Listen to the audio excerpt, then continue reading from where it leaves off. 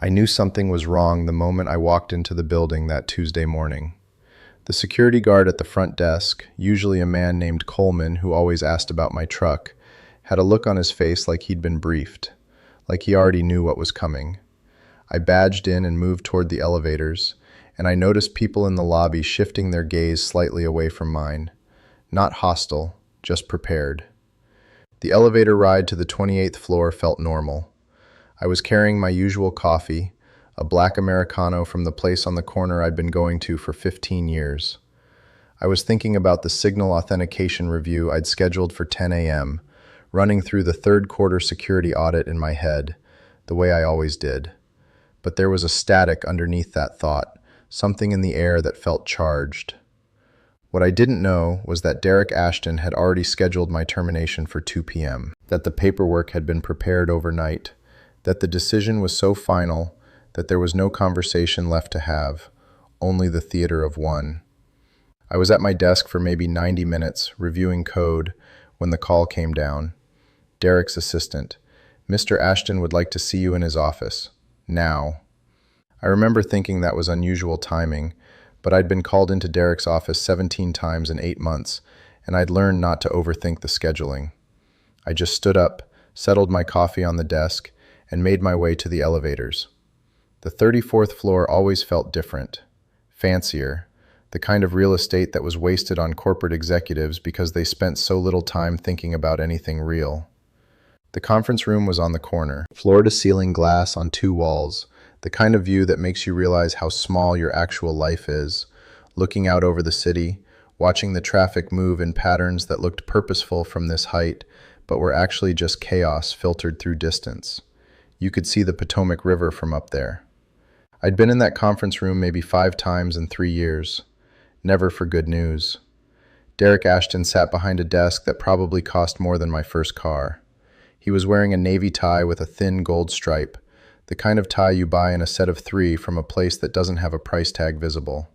His hands were folded on the glass surface, which I'd learned was a gesture he deployed when he wanted you to know he was listening. He wasn't listening.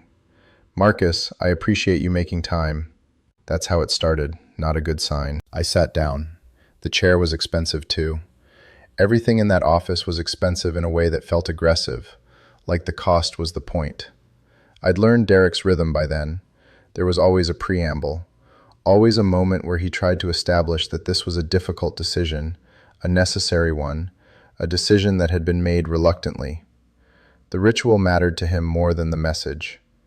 "I've been thinking a lot about the direction of the company," he continued, and I noticed he was looking past me slightly, toward the window, like he'd practiced this speech in front of the city and was now just reciting it. About who we need to be, and who we need to have on the team to get there.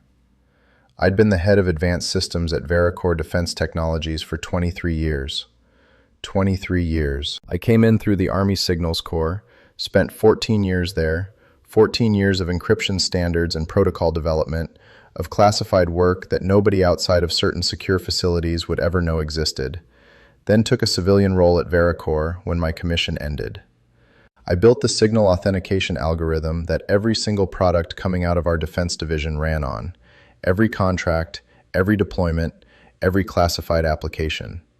For the better part of 2 decades, I'd been the foundation this company stood on, and most people in this building didn't know my name. There was a moment in 2008 when Veracor almost went under. 3 executives left in as many weeks. 1 to jail, insider trading investigation that went nowhere but looked bad anyway. 1 to a heart attack, and 1 to a competitor who offered him double his salary. The legal department had basically evaporated because half of them were doing severance negotiations instead of actual legal work. The company was hemorrhaging money, losing contracts, and the culture had shifted into pure survival mode. I remember being called into meetings at 11 p.m., sitting in a room with people who looked like they hadn't slept in days, and being asked if the authentication system was transferable to any other company. If we collapsed, would our intellectual property be worth anything to a buyer? And I remember understanding, with absolute clarity, that I was the company's only real asset. Not the buildings, not the contracts. Me, my work, the thing I'd written from scratch. I'd fixed that. Spent 3 months writing updates, optimizing the system, proving to potential buyers that we were worth keeping intact. We didn't get bought out, we got saved. And then the CEO, who'd been there through it all, stepped down for health reasons, and new leadership came in, and everyone moved on. Derek had been CEO for 8 months. He'd come from consumer tech, some startup in the valley that pivoted 3 times and landed on a meditation app. He had an MBA from Wharton, a LinkedIn profile that read like a TED Talk, and cologne so aggressive I could identify him by scent alone. He'd been brought in to modernize the organization and accelerate growth vectors. "I wanted to have a conversation with you about strategic alignment," he continued. His hands were still folded. I was watching his knuckles now, noticing that they were white. He was gripping his own hands. "You've been incredibly valuable. I want to acknowledge that. But I think we're at an inflection point, and we need to make some hard calls about the future." I'd been called into Derek's office 17 times in 8 months, usually for status updates on the authentication suite. Once because he wanted to understand why our architecture resisted AI integration. I'd explained why you don't integrate artificial intelligence into authentication systems. Failures can result in weapons targeting civilians. Derek had nodded. He didn't understand. 3 days later, he came back with a consultant from Silicon Valley who basically repeated what I'd said, and suddenly it was a brilliant insight. "Your approach," he said, and I watched him shift slightly, the way someone does when they're about to say something they've rehearsed in the mirror. "The way you think about architecture, it's become a constraint. We're moving to a fully AI native model. We need people who think forward, not backward. Your ideas are becoming obsolete. And honestly, this isn't working for either of us." There was a silence. I remember not filling it, not rushing to explain or defend or negotiate, just sitting there, letting the words settle, watching his face to see if there was any part of him that understood what he was actually saying, that the only real technical foundation this company had built was the thing he was calling obsolete. He opened a manila folder on his desk. Inside was a termination letter, 1 page. I could see the Vericore letterhead from where I sat, the corporate HR template that probably got used 3 times a month for people at various levels. But this one had my name on it. "This is effective immediately," he said. "Your severance is standard, 2 months. You'll have until end of business today to clear your desk. Security will escort you out. There's no hard feelings here, Marcus. It's just not the right fit anymore." I was watching the folder, not reading it. I couldn't read it from that distance, but looking at it like it was a physical object that had just materialized in the room. 2 months. 23 years of work distilled into 2 months of severance. I had a mortgage that was paid off. I had savings. I had a truck. But what I didn't have was a moment to process any of this. "Okay," I said. I didn't touch the folder. I looked at it for a long time, at the words I wasn't reading, and then I looked at Derek. He was waiting for a response, a question, some sign of emotion. I'd been trained for 17 years to keep my hands steady under pressure, and the training hadn't expired. I just stood up and walked out. The elevator ride down felt longer than the one up. I watched the floor numbers descend, 33, 32, 31. By 20, I'd stopped thinking about Derek entirely and started thinking about the hard drive on my desk. Everything on it was Vericore property, which meant I couldn't take it. But everything on it was also useless without the algorithms I'd written and kept in compartmentalized vaults. Derek had just fired me. He had no idea what he'd actually done. I got to the 28th floor and walked back to my office. My office was small, a window toward the parking garage, a desk, chair, 3 filing cabinets, and 23 years of work. On the wall was a photo from 2001, me and 5 engineers in front of a server that had just passed its first authentication test. I had maybe 40 minutes before security came. I took the hard drive and didn't take anything else. Not the photos, not the coffee mug from my team, not the Pentagon commendation. I left it all on the desk like artifacts from someone else's career. The security walkout was surreal. 2 guards escorted me to the garage while people pretended not to watch. The garage smelled like concrete and transmission fluid. It was 2:47 in the afternoon, that midday quality where it was neither busy nor empty. A few cars scattered across the levels, people moving purposefully, not looking at each other. I sat in my truck, a 2019 Silverado paid in full, with the door open for 5 minutes.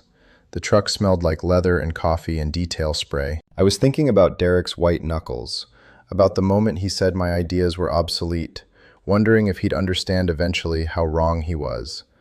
I started the engine. The truck caught immediately, the way well-maintained vehicles do, and I drove home. It was 2:47 p.m. on a Tuesday. The traffic was light, that weird space between lunch rush and evening rush where the city briefly breathed. I took the long way home, not because I needed to, but because I didn't want to think yet, and driving gave me something to do with my hands and attention that wasn't thinking. I called Ray Garfield at 3:15. Ray had been a signals officer with me in the Army, then left and went to law school. He specialized in intellectual property now, had his own practice in Seattle, and we grabbed coffee maybe twice a year. He was also the smartest person I knew about how to protect an idea. "Ray, I need your advice on something," I said when he picked up. "What's happening?" "I just got fired. Company I've been at for 23 years. CEO who doesn't understand the difference between innovation and destruction fired me about an hour ago." "Okay," Ray said. I could hear him already thinking, shifting into the professional part of his brain where he kept all his technical knowledge. "That's rough. What do you need?" "Do you remember back in 2016, that thing we talked about? The patent thing?" There was a pause. Then, "Oh my God, you still have that? Tell me if I still have that." Ray exhaled slowly. "You want me to look it up?" "I want you to tell me what you remember." "Okay, so back in 2016, your company was imploding. 3 executives left in 2 months. Legal department was basically evaporated because half of them were doing severance negotiations instead of actual legal work. You called me freaked out because you'd written something, your authentication algorithm, and the IP assignment paperwork had gotten lost in the chaos." "Right. And I told you that in that environment, with the assignment being incomplete, the patent could be filed under your personal name. You had written it. You owned the intellectual property until they completed a formal assignment, and they never did." "That's right. So I helped you file patent 7,819,304 under your name, Marcus Holt, not Veracor. We also drafted a reversion clause. If you were ever terminated involuntarily and without cause, full ownership reverted to you within 24 hours of official termination. Is it still filed?" "Is it, Marcus?" "Yes. It's been on the USPTO database for nearly a decade. Nobody at Veracor ever completed the assignment because the person who would have completed it was too busy with 3 simultaneous severances. The clause was notarized, it was recorded, and frankly, they forgot about it, and we forgot about it because nothing ever happened." I was sitting on my back porch. Hector, a 10-year-old German Shepherd, was lying next to me, unbothered by the direction of my life. He didn't look up when I sat. That's the thing about old dogs. They've seen enough crisis moments that one more doesn't register as special. "I was fired without cause about 4 hours ago," I said. Ray understood immediately. "How long until the reversion is active?" "The termination letter says effective immediately, which means as of about 1:47 p.m. today." Okay. Listen, I'm going to pull the original documentation. Nothing has changed. The clause is absolute. You file a notice of reversion with the USPTO, and within 24 hours, the patent flips back to you. You become the owner again. How long will it take you to prepare the paperwork? 2 hours. Give me until 6. I can file tonight? You can file tonight.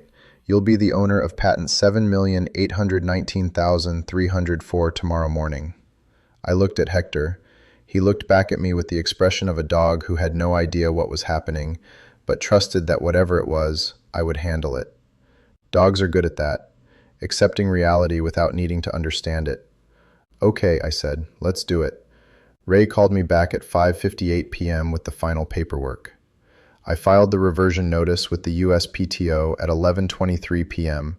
using the public filing portal. The confirmation number came through immediately.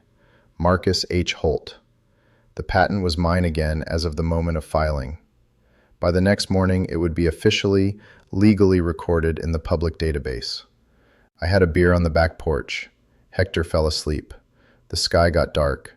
And somewhere in Arlington, Virginia, at Vericore Defense Technologies, nobody knew that their flagship algorithm had just changed ownership. The next morning, I woke up at 5 a.m. out of habit. The army never really leaves you. I showered, made coffee, and walked Hector around the neighborhood while the city was still mostly dark. The streets were quiet. By the time I came back and opened my laptop, the USPTO database had updated. Patent 7,819,304 was now listed under Marcus H. Holt as the sole patent holder. No assignee, no pending documentation, no Vericore. I looked at it for probably 5 minutes, just stared at the screen and read my name. Marcus H. Holt, inventor, owner, the person who built this thing. And I realized that I'd been invisible for so long that seeing my name in an official database felt almost strange, like it was someone else's accomplishment I was reading about. Then I closed the laptop and didn't think about it again that day. What I didn't know was that Vericore was 3 days into the final countdown to Project Sentinel. Project Sentinel was the biggest contract in Vericore's history, a $150 million Pentagon procurement for an integrated defense signal network that would handle encrypted communications across 3 military branches. The signing ceremony was scheduled for exactly 12 days after I was fired. It was already in the calendar of defense officials from 3 different states. The security clearances had been processed. The contracts had been drafted and reviewed. The press embargo was prepared. Derek had investor meetings scheduled with the announcement slide deck. Somewhere in a conference room, someone had probably already printed the press release. The entire system ran exclusively on my algorithm. I didn't know any of this. I was in that weird limbo of unemployment where days feel simultaneously compressed and infinite. I watched some television, a documentary about the Panama Canal, not because I particularly cared about the history, but because it gave my mind something to track. I went to the grocery store again. I had lunch with a different old friend. I didn't mention the patent to this one either. I'd learned to be quiet about it. On Thursday, I went to the grocery store and spent 45 minutes in the cereal aisle, not because I was looking for anything specific, but because it felt good to be in a place where nobody knew my name. Nobody would be watching my face trying to figure out if I was angry or devastated or relieved. I just was. I was a man buying groceries, nothing more. I had lunch with an old college friend on Friday. He asked if I was working on anything special, and I said no, not really, just taking some time. I didn't mention the patent. I didn't mention Derek or Vericore, or the fact that I'd been discarded after providing 23 years of technical expertise to a company that couldn't tell authentication from aspiration. I just said I was taking some time and would probably start looking around soon. He seemed to accept that. He talked about his own work. We had lunch. It was normal. But on Friday night, I found myself opening the laptop again and going to the USPTO database. Not because I needed to check anything, just because I wanted to see my name again, to verify that it was still there. Marcus H. Holt. It was. I sat on the porch with Hector, who was increasingly spending time on the porch because he liked being near me, even if we weren't doing anything. And I thought about what it felt like to suddenly own something I'd built but hadn't owned for almost a decade. The oddness of that, the weight of it. And then I closed the laptop and went to bed. Meanwhile, at Vericore, the Sentinel project was hitting its final checklist items. The algorithms were being integrated into the hardware. The Pentagon's IT team was running their final penetration tests. The documentation was being prepared for the official handoff. Everything was moving with the precision of a military operation, because it basically was one. And nobody had run an intellectual property audit yet. That changed on day 6. Wendy Chen was a junior patent analyst in the legal and IP department. She'd been at Vericore for 3 years and was the kind of employee who understood that you climb the ladder by being the person who actually reads the fine print. She was 28, had a degree from Georgetown in intellectual property law, and had the kind of thoroughness that made senior attorneys slightly nervous because she found things they'd missed. On the morning of day 6, which was a Friday, she came into work at 7:45 a.m., earlier than her usual start time, because the Sentinel project was in its final stages and everyone was putting in extra hours. She grabbed a coffee from the office kitchen, the weak stuff that the company bought in bulk, and settled at her desk in a corner of the legal and IP bullpen. She'd been assigned to run a routine IP audit for the Pentagon contract documentation. It was supposed to be straightforward. Verify that every single algorithm, architecture component, and technical system that was going to be presented to the Pentagon was confirmed as Vericor's proprietary technology. It was busy work, mostly. Except busy work is only busy work until it isn't. Wendy ran the patent numbers against the USPTO database. It was 8:20 a.m. when she started, and the office was still mostly empty. She cross-referenced them with Vericor's internal IP assignment ledger, checking off each one as she went. Patent numbers, dates, assignments, all of it. And then, as a final check, because she was thorough in the way that people are when they know that missing something small could mean missing something big, she looked up the status of patent 7,819,304 on the public database. That's when she saw a name that wasn't supposed to be there. Marcus H. Holt. Wendy probably stared at her screen for a long time. She probably reloaded the page. She probably thought there was a mistake in the database, some kind of filing error or system glitch. But when she reloaded it and got the same result, she pulled the original Vericor documentation for that patent. And when she read the filing date and the reversion clause and understood what it all meant, she probably felt her stomach drop through the floor.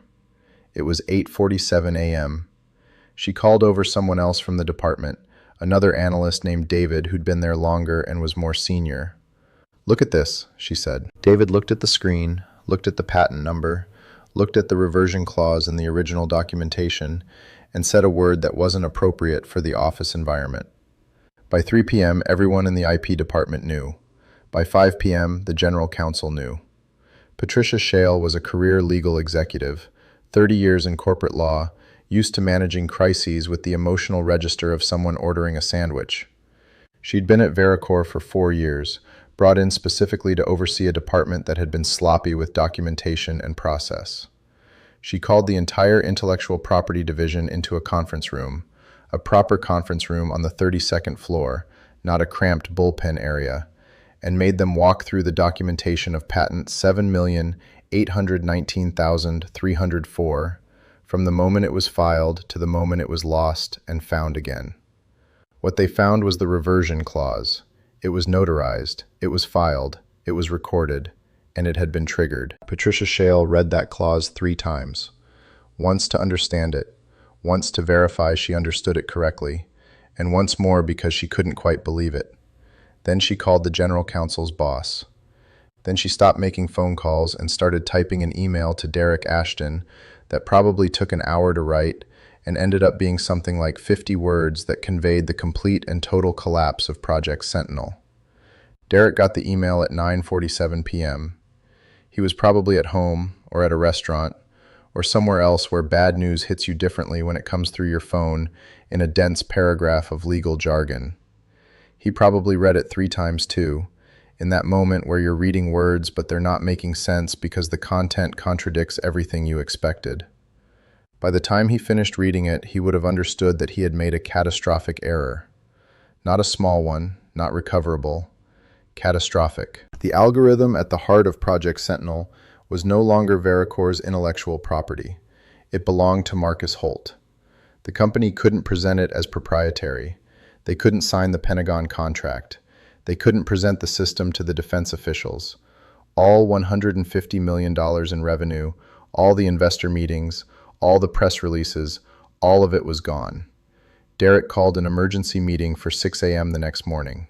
What happened in that meeting, I never found out. I was at home, drinking coffee and reading a book on military history, completely unaware that my name was being discussed in increasingly frantic conversations on the 34th floor. I can imagine it, though. I can imagine Derek trying to understand how someone could have stolen a patent. I can imagine Patricia Shale, cool, methodical Patricia Shale, explaining that stolen wasn't quite the word. Recovered was more accurate. The patent had always been Marcus's property. The assignment to Vericor had never been completed. The reversion clause had been set up with full legal precision, and it was triggered the moment the termination letter hit his hands. I can imagine Derek asking if there was a way to fix it, reverse it, negotiate it, and I can imagine Patricia Shale telling him that there were exactly two options. 1. Marcus Holt could voluntarily agree to transfer the patent back to Veracor. 2. Marcus Holt could license it to them for whatever price he wanted. There was no third option. There was no legal path to force the issue. The Pentagon signing ceremony was scheduled for 3 days later. On the second day of this crisis, Vericor's legal department was getting calls from the Pentagon asking about the status. Everything was on schedule, they said.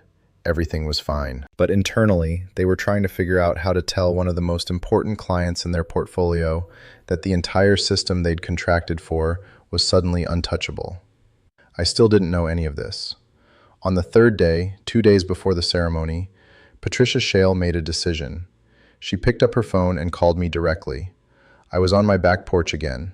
Hector was sunbathing, stretched out in that way old dogs do when they're trying to catch maximum sun.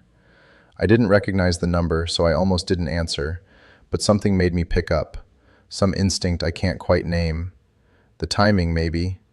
The way the universe occasionally lines things up in a way that makes you wonder if you're actually in control of anything. Marcus Holt? It was a woman's voice. Smooth, professional, the kind of voice that had negotiated its way out of difficult situations many times before. Yes. This is Patricia Shale. I'm the general counsel at Veracor. I'm hoping we could have a conversation. I didn't say anything for a moment. I knew who Patricia Shale was. I'd been in meetings with her. She was smart. She was careful. She had a reputation for being ruthless in negotiations but fair in her ethics. And there was exactly one reason she would be calling me now. Okay, I said. We recently became aware that there's a patent ownership situation that we'd like to resolve with you. We think there's a path forward that would be beneficial to both parties. Derek Ashton recognizes that the situation requires a conversation, and he's open to exploring a licensing arrangement, a proper one with full acknowledgement of your intellectual property. It was a smooth pitch, professional. The word acknowledgement was doing a lot of work. It was code for, we were wrong and we're admitting it. But there was also something underneath it, a pressure, an urgency that Patricia was trying to hide, but that I could hear anyway. She was calling because something had gone wrong. Something had gone very wrong. I see, I said. Is there a time we could meet? Or speak in more detail? I was quiet. I was thinking about Derek sitting behind his glass desk, his hands folded, telling me my ideas were obsolete. I was thinking about the manila folder. I was thinking about being escorted out of the building by security while people pretended not to watch. I was thinking about walking into that conference room, feeling that static in the air, not knowing what was coming. And I was thinking about the fact that Derek had clearly believed that firing me was safe, that losing my talent was acceptable, that the work I'd built was replaceable. I had been wrong about so many things in my life, but I was not wrong about this. I'll have my attorney call you, I said. Of course. What's the best number to? I hung up. I sat on the porch for a moment after that, just sat there. Hector opened one eye to see if anything important had happened, decided nothing interesting had occurred, and went back to sleep. The sun was warm, the neighborhood was quiet, and I was holding a phone that had just given me something I hadn't known I needed. Leverage. I called Ray immediately after hanging up. They found out, I said. Already? Patent audit. Someone saw my name on the database. They've got 2 days before a $150 million Pentagon signing ceremony that can't happen without my algorithm. Ray was quiet for exactly 1 second. Then, okay, this is actually perfect. You're in the strongest negotiating position you could possibly be in. They have zero leverage. You have all of it. What do I do? You tell them you're willing to license, and then you tell them what you want, and you don't take less. Vericor's legal team reached out to Ray that afternoon. They wanted to discuss licensing terms. Ray told them that Marcus Holt was interested in a licensing arrangement and that he'd prepare a proposal. What he didn't tell them was that I'd already decided what I wanted. I had spent 23 years building something. I had built it without recognition. I had built it while other people took credit. I had built it well enough that when I was fired, It became the only thing keeping a $150 million contract from complete collapse. And I was angry about it in a way that was perfectly cold and perfectly clear. Ray and I talked on the phone that evening, while I sat on the porch and the sun got lower in the sky. I told him what I wanted: $4.2 million up front, 14% royalties on every government contract that used the algorithm, and full credit, my name listed as the originating architect in all official documentation, not as a contributor, not as historical context, as the person who designed and built the foundation. Ray didn't argue. He knew the numbers, and he knew the leverage. "They'll pay it," he said. "They don't have a choice." Ray drafted the terms and sent them to Vericor's legal department. I didn't watch my phone. I didn't check emails. I did what I'd been doing: sat with Hector, walked the neighborhood, made coffee. I existed in the waiting. That was its own kind of power. While they were panicking, I was sitting on my porch watching the sunset. They had 2 days before the Pentagon ceremony. They had 0 options. They called back within 6 hours and said they accepted the terms. I didn't feel triumphant. I felt tired. Ray prepared the licensing agreement. It was airtight. Every clause protected me. Every contingency was accounted for.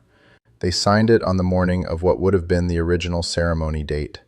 The Pentagon signing ceremony was rescheduled for the following week, but they knew the truth now, and so did Vericor. I'd built something so fundamental that the entire system couldn't function without it, and I'd been fired for thinking about it the wrong way. The $4.2 million hit my account 3 days later. I watched it arrive, saw the balance change, and then I closed the banking app. I didn't look at it again immediately. I wasn't trying to be philosophical about it. I just didn't need to. Money is only interesting when you need it. Once you have it, you just move forward. I never spoke to Derek Ashton again. I never heard from him. Patricia Shale sent a professional email thanking me for my flexibility and wishing me well in my future endeavors. I didn't respond to that either. It seemed cleaner that way: a transaction completed, and then a clean separation. What I did do was log into the USPTO database one more time. I looked at patent 7,819,304. I read the name: Marcus H. Holt, originator, designer, owner. And I realized I'd spent so many years being invisible that I'd actually forgotten what it felt like to be the person whose name was on something. Not as a footnote, not as an afterthought, but as the person who designed and built it. I didn't go back to Vericor. I didn't need to. I took the licensing check, updated my resume, and started taking calls from other defense contractors who suddenly remembered that I existed and might be available. I hired a recruiter. I listened to offers. And I also started thinking about consulting work, the kind where I got to decide what I did and who I did it for. For the first month of unemployment, I mostly spent time with Hector. We drove out to the mountains. We walked every trail within an hour of the house. I read books I'd been meaning to read for years. I slept past 5 a.m. for the first time since I joined the Army. And I didn't think about Derek Ashton or his AI native model or his Wharton MBA or his aggressive cologne. But I did think about the moment he called my ideas obsolete. It turned out my ideas were the only thing keeping his future from collapsing. They were so far from obsolete that when I wasn't there to defend them, the entire $150 million contract became untenable. My ideas weren't obsolete. My utility to him was obsolete. The difference mattered, even if he never understood it. Ray and I grabbed coffee about 3 weeks after everything settled.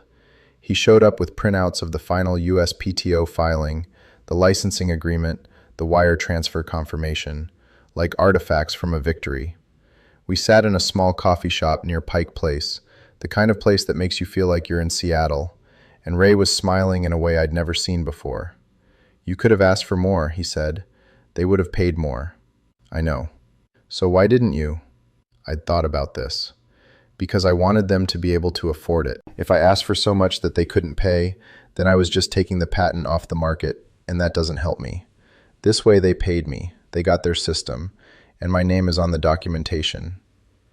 The name thing wasn't in the original deal. No, but it was in every conversation after I hung up on Patricia. I told you I wanted credit, and Ray, He's going to wake up every single morning knowing that the system he thought was his breakthrough was actually built on my foundation. He's going to see my name in Pentagon documentation. He's going to see my name in contract reviews. He's going to remember, every single day, probably for years, the day he called me obsolete. Ray smiled into his coffee.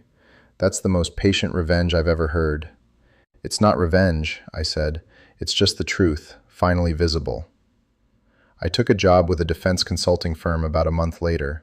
They brought me in as a senior architect, which meant I got to tell other people when their ideas were actually good or just desperate.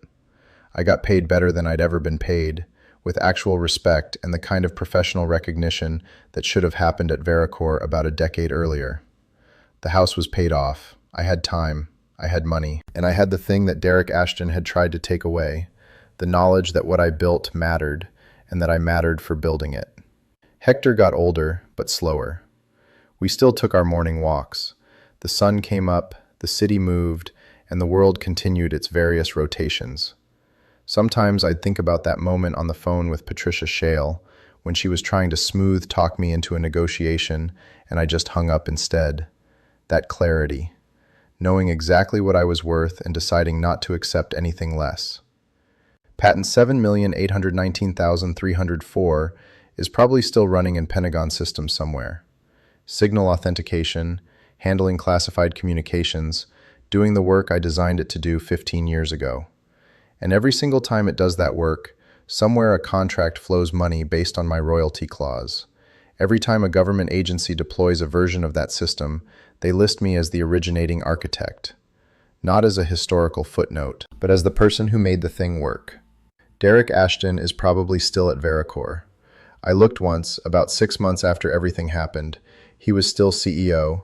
The company was still growing. They were still talking about AI native models and thinking forward. But whatever they build now, it runs on top of my foundation, and it always will. The thought isn't satisfying in the way I expected. It's just true. I don't think about him much anymore. What I think about is having that kind of clarity, knowing exactly what I was worth, and deciding not to accept anything less. I think about being fired for having the wrong kind of mind, and then having that exact mind be the only thing that mattered. I think about how often the things that people tell you are wrong about yourself turn out to be the things that actually save them. The irony isn't even interesting anymore. It's just the world telling me what I already knew, that the people who tell you you're obsolete are usually the ones who are afraid you're going to be around longer than they are, and they're usually right. Hector is asleep next to me right now. We're on the back porch. The sun's going down, and I'm looking at my laptop, not at the USPTO database. I don't need to look at it anymore, but at a contract for a new project. A company that actually understands what signal authentication means. A company that's hiring me to build something new, not fix what someone else broke. They're the kind of organization that values technical depth, that understands that innovation isn't about doing everything new. Sometimes it's about doing the foundational things right. They're offering to put my name on the patent before we even finish the first prototype. I said yes to that immediately.